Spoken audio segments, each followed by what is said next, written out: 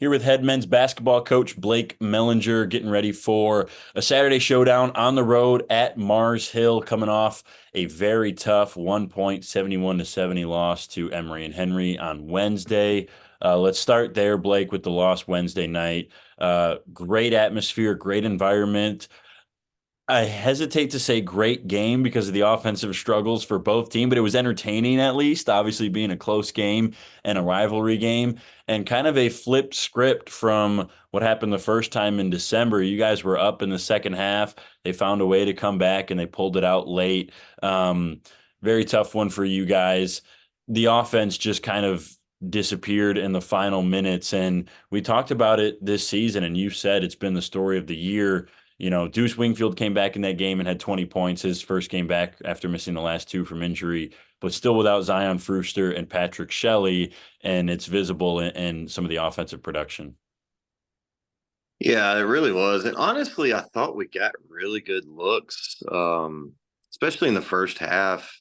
They just didn't go down for whatever reason. I told somebody the other day, like, if you'd have told me we were going to hold them to, I think it was 31% from the field for the game, like, there's no doubt in my mind that we would have won the game. But, I look back at, like, they got a lot of offensive rebounds, but, looking back at second chance points, they were pretty even. So they didn't really convert on a lot of those. So I don't know. We just had a night where we really didn't make shots that we normally make. And, it's just one of those nights. You have a couple of those every season. And unfortunately, Wednesday happened to be ours.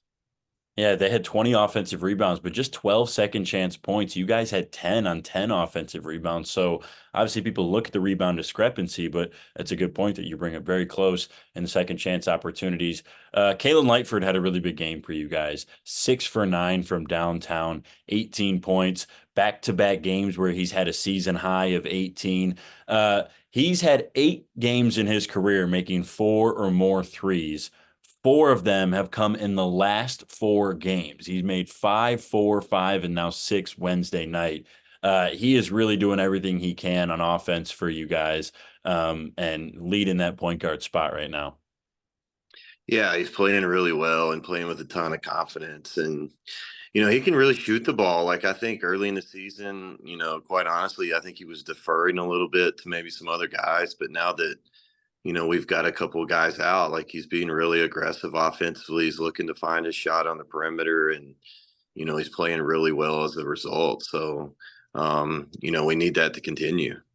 I think Deuce Wingfield's 20-point game, 10 of them coming at the free throw line, he went 10 for 12, is a perfect example of the difference that injuries make, for him when he's on the floor, not on the floor. And that was evident with how he played, added 8 rebounds and 3 assists as well.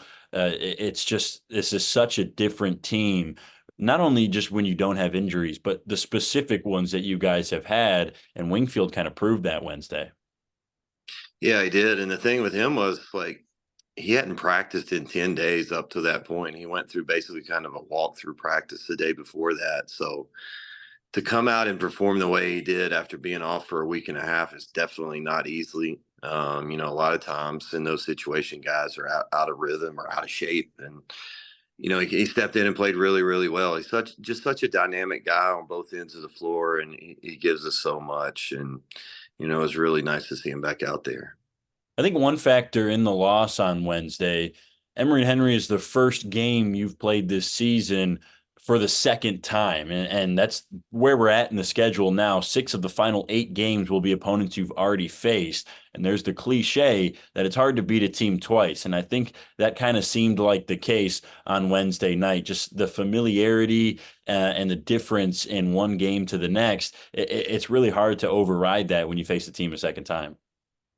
Yeah, I mean, that's part of it. Like, anytime you see team a second or third time, like, there are really no secrets at that point. Both teams kind of know what each other's going to do. And, you know, I don't think they necessarily took a lot away from us. Like I said, I thought we got really good shots throughout the course of the game. And, unfortunately, we just didn't get those shots to go down. So now you guys getting ready for Mars Hill on the road. Defeated Mars Hill pretty handily in the first time earlier in the season, one of the first conference games of the year for you guys. What do you remember about that team? And that's a team that's got some skill, and they just haven't been able to put together a ton of wins this year. But now you got to play them at home.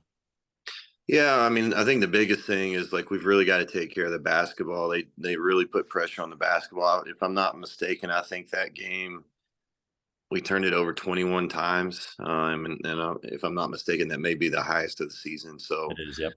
that's a huge emphasis for us. You know, taking care of the ball, like being able to handle their pressure both in the full court and the half court. Then other than that, we kind of have to do what we normally do. We got to keep the ball out of the paint. We got to rebound. We got to execute offensively, and then we got to put the ball in the basket. Is there some advantage to this point of the season when you're facing teams a second time with the injuries that you have, that you're putting out different lineups? Like I look at some of those first conference games where Lav Svekovic wasn't playing to the level that he is now, and Kalen Lightford wasn't shooting it to the way that he was, and Carmelo Pacheco missed a couple of those early season conference games. Now he's a big factor for you guys. Is there some advantage there that, despite the injuries, you do have different lineups out there that these teams haven't seen? Maybe, I don't really know. Like, I guess to an extent, like the thing is, all those guys that you mentioned, they still played in that first game. So, obviously, if we had the choice, we would rather have all of our guys. But yeah, I mean, I think just guys are in different roles and in different settings. So I think there could be some differences from that perspective. Well, looking forward to it. Hopefully, you guys can pull out a win on the road. That's tomorrow, Saturday, February 3rd, a 4 p.m. tip. And then back here on Wednesday for Tusculum. We'll see you when you guys get back, and good luck, Blake. All right, thank you. Thank you.